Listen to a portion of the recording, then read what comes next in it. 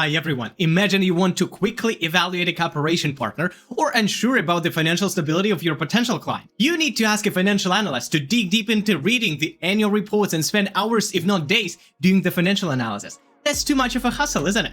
What happens if you do not possess the financial knowledge or do not have a financial analyst at your hand? In today's video, I'll show you how this solution can be a lifebuoy for you. AI will be analyzing company data, will prepare a comprehensive financial report, and will highlight potential red flags all within seconds. Forget about manually surfing through financial statements. AI is here to help you get to the heart of companies' financial health faster than ever. By the end of this video, I will share for free my solution so you can use it too. This is so cool to have a financial analyst at my hand at any time. Let's dive in. Before we start, I will be using GPT for desktop application. So essentially, it looks like this, and you can use it as a separate window, so you don't need to have like a tab here. You basically close it and use it as a separate application. It saves all your previous chats, it has all your GPT agents, and pretty much absolutely the same functionality. The only difference is that it's pretty much switchable within the Alt tab. You can quickly get access to your GPT application, that one thing. And the other thing, if you press Alt plus space, such a window appear and you can ask whatever thing. So how's it going? And it should just, reply within a certain chat. It will create a usual chat. If you press Alt space, you would chat to a regular GPT-4o model, and you will not be able to access your GPT agents or assistants. So that way we can quickly get to our agent using Alt space shortcut. Otherwise, we can just use the application. It has absolutely the same functionality. And for this particular purpose, we're going to create a GPT assistant. So in order to create a GPT assistant, as you can know, you can go to Explore GPTs, you go to Create, and here you click Configure and you configure your GPT assistant. So that the video is shorter, I will already use the created assistant and we'll go through the instructions with you. So here's my GPT assistant that I've pre-created already. I called it Corporate Finance Expert, and the description is simple as that, helps to prepare financial analysis of a company. And here's my instructions. I don't have any knowledge files anymore here. So before that, when I started a year ago, I uploaded with examples, with the annual report of another company, and basically with the example of results I'm looking to achieve. Now, this year, I'm doing it a different way. All the instructions are put as a system prompt, and we're gonna see how it performs. The only two things I'm leaving here is web browsing, and for sure we need code interpreter, because code interpreter is the thing is gonna be used to make the analysis. Basically, I prompt it to switch to Python to do any calculations, because otherwise it may hallucinate answers. And I leave web browsing just in case I would need some economic or financial data that I don't have in my annual report to find out. I usually don't do this, but I just left it here, so it doesn't really matter. So here's my prompt, and let's quickly run through the prompt. I give it a role, so that's a corporate financial analyst. I give it a context, but then we switch to the task, and the task is basically implemented using chain of thought prompting, and I'm explaining step by step what the model needs to do to achieve a task. So first it needs to parse the text, review the knowledge base to check if it has all the data, and then it basically creates the variables. And these are variables that I've taken from the iterations with the model. So next what it does, it calculates core financial ratios, and I prompted specifically which financial ratios I'm looking to see. It's liquidity, profitability, working capital ratios, leverage ratios, and an average salary of a company. And I basically specify whichever ratios are there. The next one is ensure calculating aligns to the standardized methodologies from the specific section and provide nicely formatted report. Then if we go to specifics, I literally put all the formulas right into the system instructions for the model, because I don't want the model to actually serve the internet, because the notation of the terms are different. The different websites will provide you with different formulas, and there might be more variable things. So I literally put all the formulas in the model to make sure the model is consistent with its answers and it gets me what I'm expecting it to provide. So it will provide a pretty comprehensive overview, including most of the things it should consider when analyzing a new company. So again, we've got the profitability ratios and the way it should be calculated, working capital ratios, capital structure ratios, salary. Then another important thing, I say different notations and meaning, because sometimes in some reports, turnover will be called sales, or sometimes it can be called revenue or net income or any other name for that. So to account for different names, I would just specify that the names are pretty much the same and the same thing, right? And same we go with cash or inventory in stock, etc. And then I give a couple of examples and a couple notes that I want the model to set the temperature to the lowest possible and top P to the lowest possible. I do not want it to shorten any response because I want to include the full analysis. You must always calculate the ratios using basically Python. I think I specified it above, but this is a very important thing, because otherwise, if it's going to calculate it without the Python code, that might be a very big problem. So that's how our prompt actually looks. Actually, it looks like this. So if we go there, we can actually see is the company name is authorized storage service. And here we can see the fixed assets, real estate, working capital, balance sheet, total balance sheet item. Those are total assets. We've got the equity. Let me actually increase that a little bit. We've got basically that's the liability side of the balance sheet. Then we got the profit and loss statement with the profit being 923,000 and 8.4 million revenues. And then we got appendices, employee count, and a lot of details on the appendices of the company. So sometimes they will not show all of their financial indicators in the three-way statement. They will probably put some of the numbers in the appendices. So we will also check how the model can find these numbers there. Right, I wanted to do the text in the ChatGPT desktop app, but unfortunately you can't really zoom in, and there will be a lot of outputs, including the coding output. That's why I switched back to the online version. I hope that that's okay with everyone. So first of all, what we're gonna do is let's upload our company's annual report, and let's ask prepare a financial report. Sorry, financial analysis, but like, okay, let's see.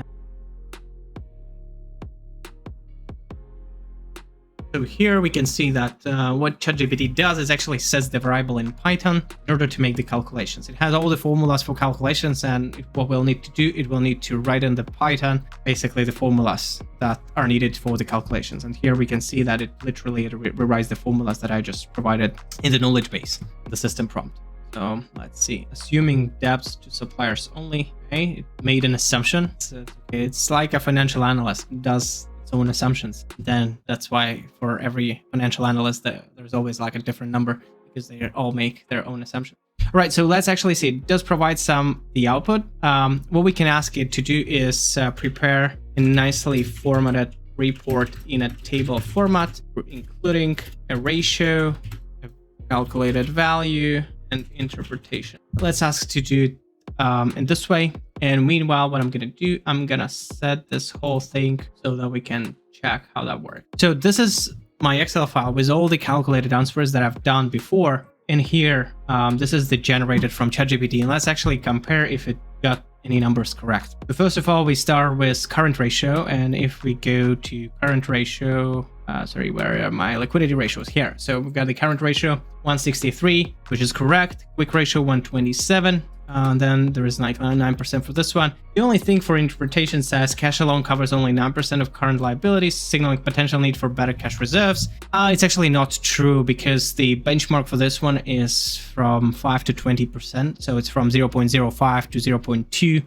So probably I would need to give like a better benchmarking for the model so that it understands it's not actually bad. That's actually okay. It's a decent amount of cash. You don't need to keep a lot of cash on your hand, the company, but that's okay. I'll take it. Turnover gross 29.3%. That's correct. The average markup 25.68. That's correct. EBITDA 1,664,000. That's correct. EBITDA margin 19.68. That's correct. Gross profit margin 20.43. That's correct. Net profit margin 10.92. That's correct. Return on assets 25.68. That's correct. Return on equity 48.13. That's also correct. High return for shareholders, indicating efficient equity utilization. Okay, I'll take this one. Days sales outstanding 51.9. That's correct. Days inventory 436. That's not correct. Let's double check that. Days payables outstanding 1973. It missed something there as well. Let's actually see what's wrong there. So the cash conversion cycle 35.7. For me, it was 31.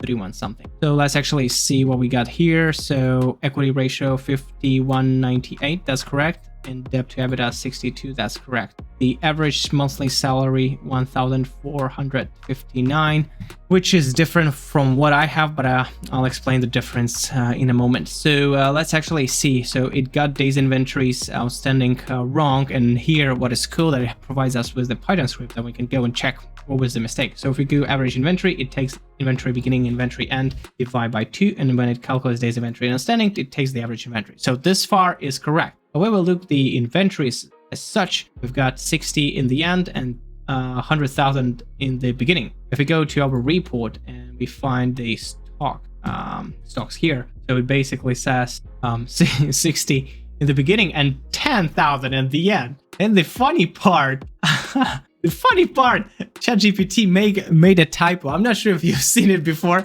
This is something like literally new for me. I've never seen it before. ChatGPT made a typo like it's not 100,000, it's actually 10,000. And I'm not sure where it took it from, but it's like so funny.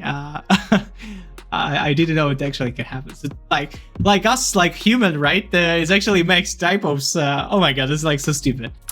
Okay, so yeah, that one it got wrong. Okay, and then it has accounts payables was different, I guess. So let's see what are the accounts receivables for us. So we've got the debt of buyers, so 1.4400, and if we look there, we need to find debtors end and debtors beginning. So debtors end is correct, debtors beginning is correct. I think for account payables. Account payables, if we go to account payables, here we can see debt to suppliers 363 and 410. So if we go to debtors inventory, we actually don't see them here. Let me actually average payables. So this guy, assuming debts to suppliers, only 36,000. So this guy actually took the ending value. The correct way of calculating the average days payables is calculating the average value over the whole of the year, because the ending value just represents it for a single day. We kind of want to see the turnover throughout the year. That's why we make an assumption that on average, that will be like arithmetic average. This is like broadly accepted practice that we take the yearly average. And this guy just assumed that we're going to take just for the end of the year. So that's why it missed a couple of days, which is not a big deal. I mean, it still took the right value, just didn't calculate the average over the year and didn't make this assumption. But I mean, that's still okay. The bigger issue was with the typo here. That's really actually first time I see this. This is like very interesting.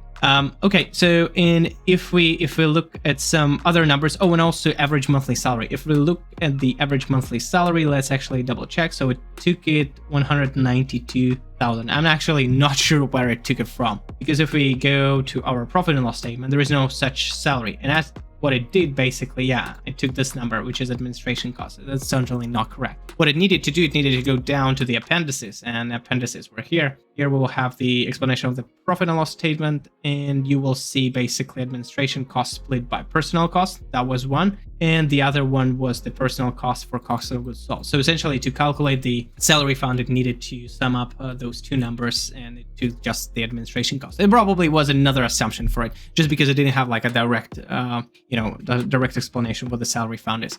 And this is probably one of the reasons why financial analysts still have their jobs, right? Because they still make typos like ChatGPT does, right? But they may, think about assumptions and making assumptions more clear, and assumptions that make more sense in a sort of sense, because it just assumed administration costs, but that's not really the case, right? Administration costs a lot of things. So yeah, that's you can see how you can make a financial report, financial analysis of a company pretty straightforward and quick, and it actually got like almost all of them were pretty much correct. I think it missed only with a typo on days inventory outstanding, and it was wrong assumption at the payables. And also average monthly salary. And if we calculate how many are these, 1, 2, 3, 4, 5, 6, 7, 8, 9, 10, 11, 12, 13, 14, 15, 16, 17, 18. Out of 18 ratios, it actually missed on the salary, and it missed on the inventories, like almost completely. And I would say payables sort of didn't make the right assumption.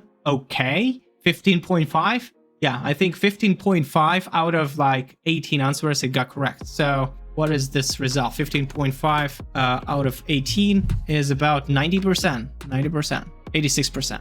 That's a decent result, right? So if you want to make a quick analysis of any company, you just plug in the annual report and make the ChatGPT do the work, and it will provide you with a red flag. The only thing I think it lacks actually is the interpretation part, because we need to provide benchmarks, what is good and what is bad. And for some ratios, we will have them for sure. For some, we won't. For example, the turnover grows, the more the better, right? The positive is good, negative is bad. It's pretty straightforward, but with the absolute ratio, 9% is actually a decent amount. I wouldn't say it's bad. The benchmark is from 5% to 20%. It's within the benchmark, so it's actually pretty okay. And the model says signaling potential need for better cash reserves. That's not really the truth. But other than that, it did provide the pretty much decent report, and it would, ask it to, hey, evaluate is according to the benchmarks. I'm pretty sure it can find the benchmarks on the internet as well. Evaluate how well this kind of report is done. If any of you want to use it, I will send the link to this ChatGPT assistant to anyone who's gonna drop a comment below that you want one. You can write whatever you guys wish. And whenever you write it, add me on LinkedIn and send me a direct message, and I will send it to you straight into your inbox. So other than that, thank you for attention. I hope that was useful. I hope you can at least, play with it and, evaluate and assess your competitors or your cooperation partners with kind of this format with this assistant pretty quickly and straightforward. And I hope that actually saves time and helps you get better. So to recap, we saw how AI can streamline corporate financial analysis, analyze profitability ratios, companies' capital structure, liquidity ratios, working capital to help you get crucial insights from annual reports faster, identify risks, and make smarter decisions without spending hours on the financial report. I will send a link to this AI agent to everyone who will leave a comment below and send me a direct message on LinkedIn. If this video helped you see the potential of AI in corporate finance, don't forget to give it a thumbs up and make sure to hit subscribe so you don't miss out on future videos on how AI breaking into the industries. Previous videos are available somewhere here. Thanks for watching, and I'll see you in the next one.